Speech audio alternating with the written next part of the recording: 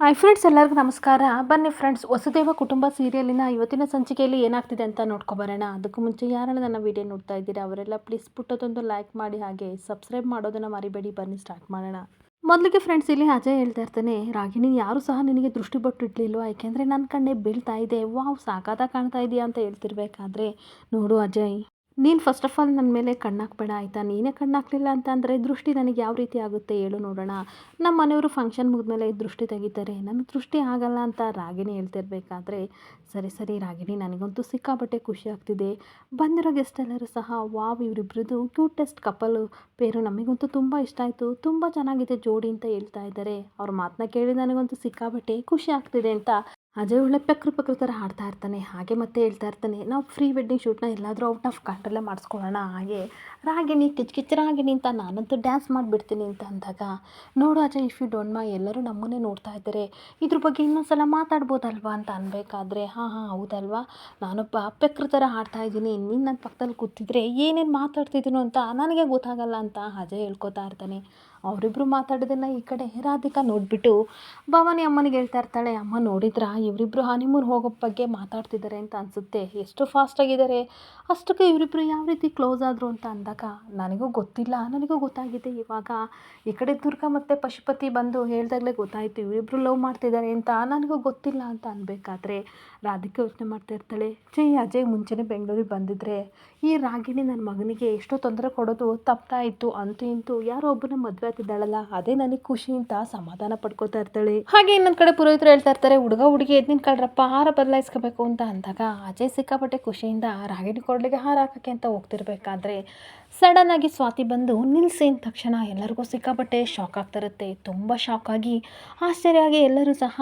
ಸ್ವಾತಿ ಮುಖನ ನೋಡ್ತಾ ಇರಬೇಕಾದ್ರೆ ಸ್ವಾತಿ ಮಾತ್ರ ಸ್ಮೈಲ್ ಮಾಡಿಕೊಂಡು, ಅಲ್ಲ ಏನಕ್ಕೆಲ್ಲ ಇಷ್ಟು ಟೆನ್ಷನ್ ಮಾಡ್ಕೊಂಡಿದ್ದೀರಾ, ನಾನು ಯಾವ ಶಾಸ್ತ್ರನೂ ಸಹ ನೋಡಿರ್ಲಿಲ್ವಲ್ಲ, ನನ್ನ ಬಿಟ್ಟು ಶಾಸ್ತ್ರ ಮಾಡ್ತಾ ಇದ್ದೀರಲ್ಲ, ಅದಕ್ಕೋಸ್ಕರ ನಾನು ಈ ರೀತಿ ಅಂದೆ ಅಂತ ಅಂದಾಗ ಎಲ್ಲರಿಗೂ ಸಿಕ್ಕಾಪಟ್ಟೆ ಕೋಪ ಬರ್ತಾ ಇರುತ್ತೆ. ಹಾಗೆ ಮತ್ತೆ ಸ್ವಾತಿ ನಗಾಡ್ಕೊಂಡು, ಪುರೋಹಿತರೆ ನೀವು ಮುಂದುವರಿಸಿ ಅಂತ ಅಂದಾಗ ಈ ಕಡೆ ವಂಶಿ ತನ್ನ ಮನಸ್ಸಲ್ಲಿ ಹೇಳ್ಕೊತಾ ಇರ್ತಾನೆ, ಅಲ್ಲ ಈ ಹುಡುಗಿ ದೊಡ್ಡಳಾಗಿದ್ದಾಳೆ ಅಷ್ಟೇ, ಆದರೆ ಬುದ್ಧಿ ಮಾತ್ರ ಚಿಕ್ಕ ಮಕ್ಕಳು ಬುದ್ಧಿನೇ ಇದೆ, ಚಾಕ್ಲೇಟ್ ಕೊಟ್ಟು ಎಲ್ಲರ ಕೂರಿಸ್ಬೋದು ಇವಳನ್ನ ಅಂತ ಸ್ವಾತಿನ ಹೇಳ್ಕೊಂಡು ಒಬ್ಬೊಬ್ಬನೇ ನಗಾಡ್ತಾ ಇರ್ತಾನೆ. ಇನ್ನೊಂದು ಕಡೆ ದುರ್ಗಾ, ನಿನಗೇನು ಗೊತ್ತಾಗಲ್ವ ಸ್ವಾತಿ, ಈ ಥರ ಶುಭ ಕಾರ್ಯ ನಡೀತಿರ್ಬೇಕಾದ್ರೆ ಮಧ್ಯದಲ್ಲಿ ಬಂದು ಅಪಶಕನ ಬಾಯಿ ಆಗ್ತಿಯಲ್ಲ, ಅದು ಕೆಟ್ಟದ್ದು ಅಂತ ಬೈತಾ ಇರ್ತಾರೆ. ಹಾಗೆ ನಿಮ್ಮ ಮನೆಯವ್ರು ಯಾರು ಸಹ ಈ ಒಳ್ಳೆ ಬುದ್ಧಿನ ಹೇಳ್ಕೊಟ್ಟಿಲ್ವಾ, ಈ ರೀತಿ ಎಲ್ಲ ಮಾಡಬಾರ್ದು ಅಂತ ಹೇಳ್ಕೊಟ್ಟಿಲ್ವಾ ಅಂತ ಅನ್ಬೇಕಾದ್ರೆ, ಸಾರಿ ಅತ್ತೆ,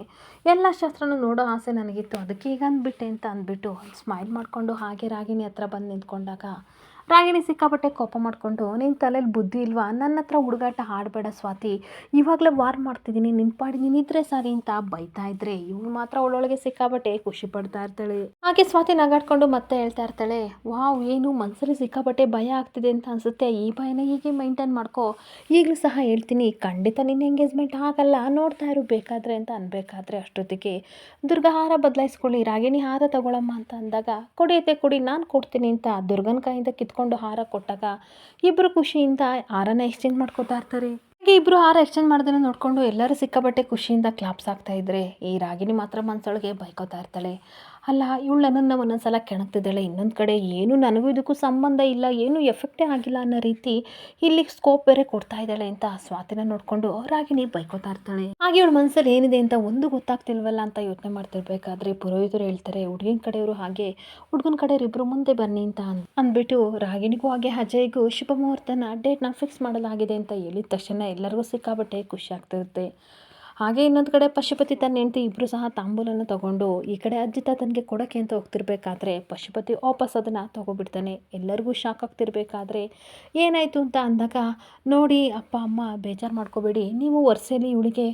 ಹೇಗಿದ್ದರೂ ಅಜ್ಜಿನೇ ತಾತ ಹಾಕಬೇಕು, ಅದಕ್ಕೋಸ್ಕರ ನೀವು ತೊಗೊಳ್ಳೋದು ಚೆನ್ನಾಗಿರಲ್ಲ ಅನಿಸುತ್ತೆ ಅಂತ ಅನ್ಬೇಕಾದ್ರೆ, ಅದೇನಾಗುತ್ತೆ ನಾವು ಅಜಯ್ ಕಡೆಯಿಂದ ತಾನೇ ಬಂದಿರೋದು, ಏನೂ ಆಗಲ್ಲ ಅಂತ ಅಜ್ಜಿ ತಾತ ಹೇಳ್ತಿರ್ಬೇಕಾದ್ರೆ ಬೇಜಾರು ಮಾಡ್ಕೋಬೇಡಿ, ಈ ತಾಂಬೂಲ ತೊಗೊಳ್ಳೋ ಶಾಸ್ತ್ರನ ವಂಶಿ ಮತ್ತು ಸ್ವಾತಿ ತೊಗೊಂಡ್ರೆ ತುಂಬ ಚೆನ್ನಾಗಿರುತ್ತೆ ಅಂತ ಅನ್ಬೇಕಾದ್ರೆ ವಂಶಿ ಸ್ವಾತಿಗೆ ಸ್ವಲ್ಪ ಶಾಕ್ ಆಗ್ತಾ ಇರುತ್ತೆ. ಹಾಗೆ ಸ್ವಾತಿ ಸಹ ಹೇಳ್ತಾ ಇರ್ತಾಳೆ, ಈ ಕಾರ್ಯ ಎಲ್ಲ ದೊಡ್ಡವ್ರು ಮಾಡಬೇಕು, ನಾನು ಮಾಡೋಕ್ಕಾಗಲ್ಲ ಅಂತ ಅನ್ಬೇಕಾದ್ರೆ ದುರ್ಗನೂ ಸಹ ಅವಳು ತುಂಬ ಚಿಕ್ಕವಳು, ಅವಳಿಗಿದೆಲ್ಲ ಗೊತ್ತಾಗಲ್ಲ, ನಮ್ಮ ಅತ್ತೆ ಮಾವನೇ ತೊಗೊಳ್ಳಿ ಅಂತ ಅನ್ಬೇಕಾದ್ರೆ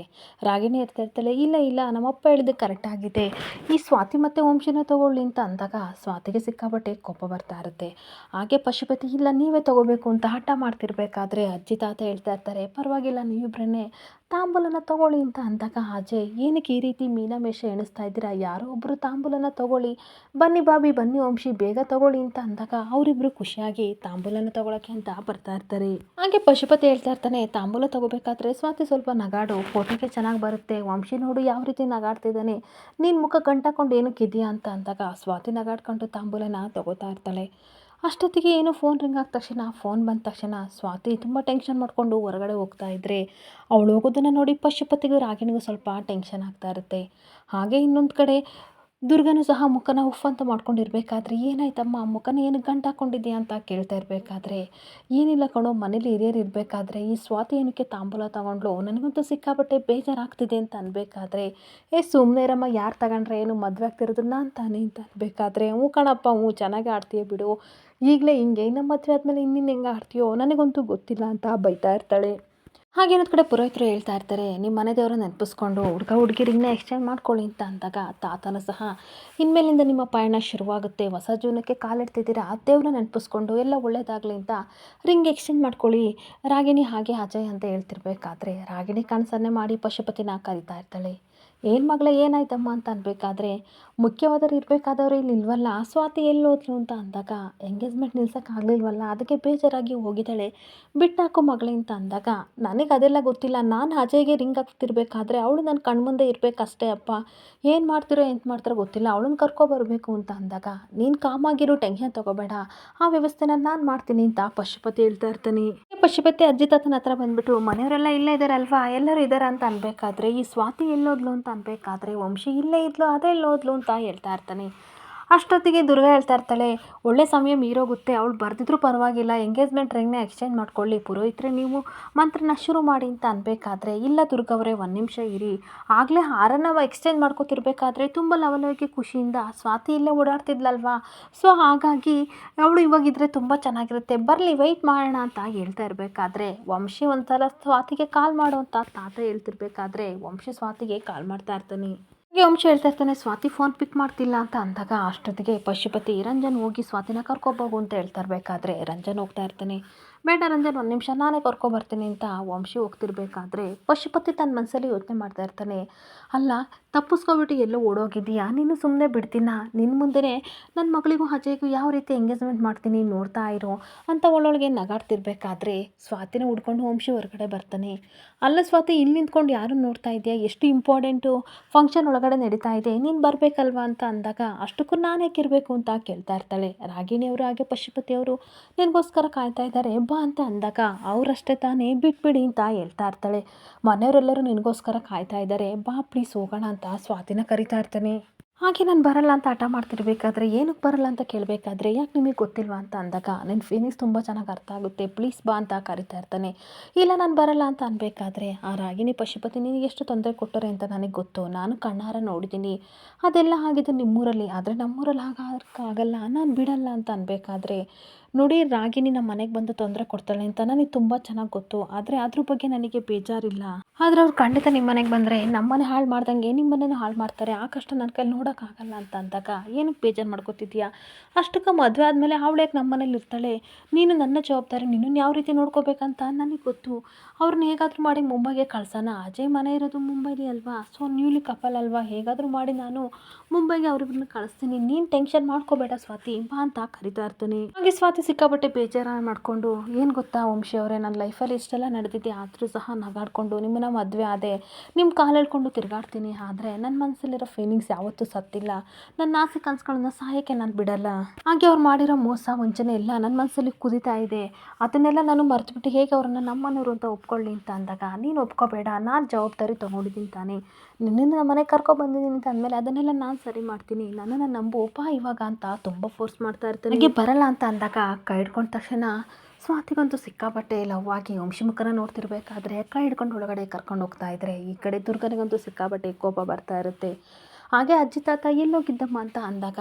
ಸ್ವಾತಿ ಸಿಕ್ಕಾಪಟ್ಟೆ ಬೇಜಾರಾಗಿ ನಿಂತಿರಬೇಕಾದ್ರೆ ವಂಶಿ ಹೇಳ್ತಾ ಇರ್ತಾನೆ ಅವ್ರ ಅಮ್ಮಂದು ಕಾಲ್ ಬಂದಿತ್ತು ಅದಕ್ಕೆ ಮಾತಾಡೋಕ್ಕೆ ಹೋಗಿದ್ಲು ಅಷ್ಟೇ ಅಂತ ಹೇಳ್ತಾ ಇರಬೇಕಾದ್ರೆ ದುರ್ಗಾ ಮಾತ್ರ ಕೋಪ ಮಾಡಿಕೊಂಡು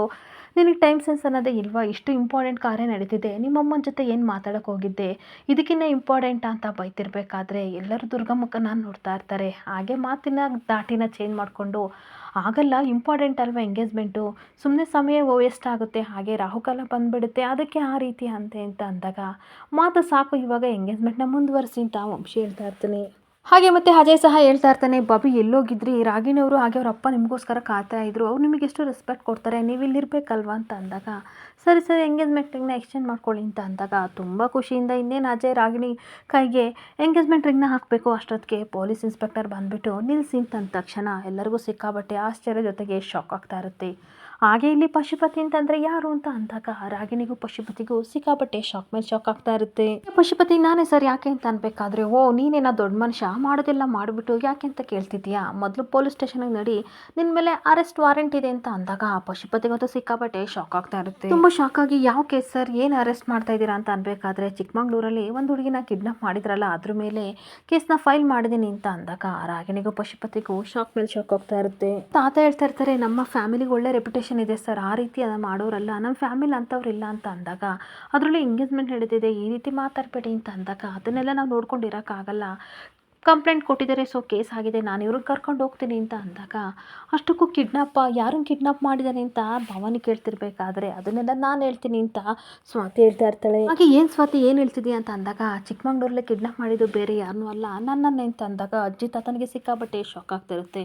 ಅವತ್ತು ನಾನು ಅರ್ಜೆಂಟಾಗಿ ತುಂಬ ಟೆನ್ಷನಿಂದ ಬಂದಲ್ಲ, ಯಾಕೆ ಗೊತ್ತಾ, ಈ ಪಶುಪತಿ ಮಾವ ನನ್ನನ್ನು ಕಿಡ್ನಾಪ್ ಮಾಡಿದ್ರು ಅಂತ ಅಂದಾಗ ಎಲ್ಲರಿಗೂ ಸಿಕ್ಕಾಬಟ್ಟೆ ಶಾಕ್ ಆಗ್ತಿದ್ರೆ ಪಶುಪತಿ ನನ್ನ ಮೇಲೆ ಕಂಪ್ಲೇಂಟ್ ಕೊಟ್ಟಿದ್ಯಾ, ನನ್ನ ಕಂಡ್ರೆ ಆಗಲ್ಲ ಅಂತ ನಿನಗೆ ತುಂಬ ಚೆನ್ನಾಗಿ ಗೊತ್ತು, ರಾಗಿಣಿ ಎಂಗೇಜ್ಮೆಂಟ್ ನಿಲ್ಸೋಕ್ಕೋಸ್ಕರ ಈ ರೀತಿ ಪ್ಲ್ಯಾನ್ ಮಾಡಿದ್ಯಾ, ಸುಳ್ಳು ಹೇಳ್ಬೇಡ ಅಂತ ಅಂದಾಗ ಇನ್ಸ್ಪೆಕ್ಟರ್ ನೋಡಿ ಮಿಸ್ಟರ್, ಯಾರು ಕೊಟ್ಟಿದ ತಕ್ಷಣ ನಿಮ್ಮನ್ನು ಅರೆಸ್ಟ್ ಮಾಡೋಕ್ಕೆ ಬಂದಿಲ್ಲ, ಸರಿಯಾಗಿ ಇನ್ವೆಸ್ಟಿಗೇಷನ್ ಮಾಡಿ ಪಕ್ಕ ಪ್ರೂಫ್ ಸಿಕ್ಕಿದ್ದಕ್ಕೆ ಬಂದಿದ್ದೀವಿ ಅಂತ ಹೇಳ್ತಾ ಇರ್ತಾರೆ. ನಮ್ಮ ಹತ್ರ ಸಾಕಷ್ಟು ಸಾಕ್ಷಿ ಇದೆ ಅಂತ ಅಂದಾಗ ಅವಳು ಸುಳ್ಳು ಹೇಳ್ತಿದ್ದಾಳೆ, ಬೇಕಾದ್ರೆ ಅವಳ ಬಾಯಿಲೆ ನಾನು ಸತ್ಯನ ಹೊರಗಡೆ ತೆಗಿತೀನಿ ಅಂತ ಅಂದಾಗ ಆ ಲೆವೆಲಲ್ಲಿ ನೀವು ಅವಳಿಗೆ ಟ್ರೀಟ್ಮೆಂಟ್ ಮಾಡ್ತೀರಾ, ಮಿಸ್ಟರ್ ವಂಶಿ ಅವ್ರು ಕಂಪ್ಲೇಂಟ್ ಕೊಟ್ಟಿದ್ದಕ್ಕೆ ನಾವು ಇನ್ವೆಸ್ಟಿಗೇಷನ್ ಮಾಡಿದ್ದು ಅಂತ ಅಂದಾಗ